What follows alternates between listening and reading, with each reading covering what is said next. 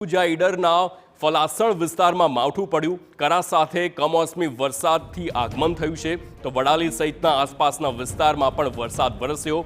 હવામાન વિભાગે અગાઉ પણ માવઠાની આગાહી કરી હતી અને તે પ્રમાણે જ વરસાદ પડ્યો છે, પરંતુ અહીંયા વરસાદની સાથે કરા પણ પડ્યા છે। સંવાદદાતા અવિનાશ આપણી સાથે જોડાઈ ગયા છે। અવિનાશ, જણાવશો કે હાલ કેવા દ્રશ્યો છે, શું છે ત્યાંના હાલ?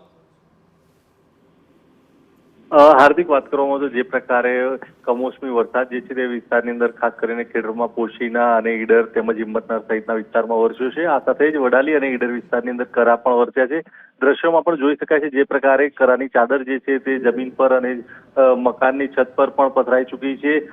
લોકોના ઘરના આંગણા આગળ તેમજ જેવું રવિ સિઝનનો પાક જે છે તે તૈયાર પાકના ખેતરોમાં પણ આ જ પ્રકારની ચાદરો પથરાયેલા દ્રશ્યો જોવા મળી રહ્યા છે। જે પ્રકારે કરા વરસ્યા છે તેના કારણે ખેડૂતોની પણ ચિંતા વધી ચૂકી છે કે તેમનો તૈયાર પાક જે છે તે પણ નુકસાન પામશે અને નુકસાનની ભીતિ તેમને સેવાઈ રહી છે। હાર્દિક, બિલકુલ અવનીશ, સમગ્ર માહિતી બદલ આભાર। તો હાલ ખેડૂતોની જે સ્થિતિ છે, જે પ્રથમ ગ્રાસે મક્ષિકા જેવી જ હાલ સ્થિતિ જોવા મળી રહી છે।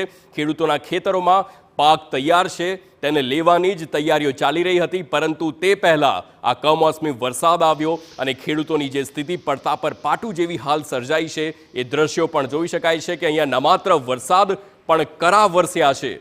કરા ખૂબ જ ગંભીર હોય છે, જ્યારે કરા વરસે છે ત્યારે તેના દ્રશ્યો પણ અલગ હોય છે અને તેના કારણે પાકને પણ મોટા પ્રમાણમાં નુકસાન થાય છે।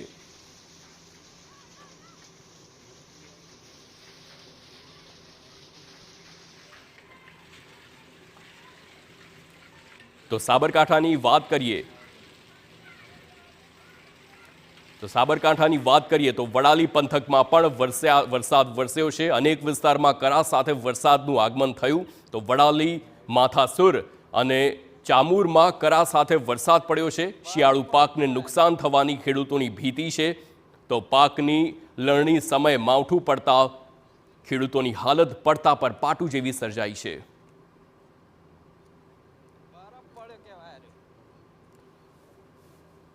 તો આ બે દ્રશ્યો આપ જે સાબરકાંઠાના જોઈ રહ્યો છો, જો એક બાજુ વરસાદ છે તો બીજી તરફ કરા પડ્યા છે।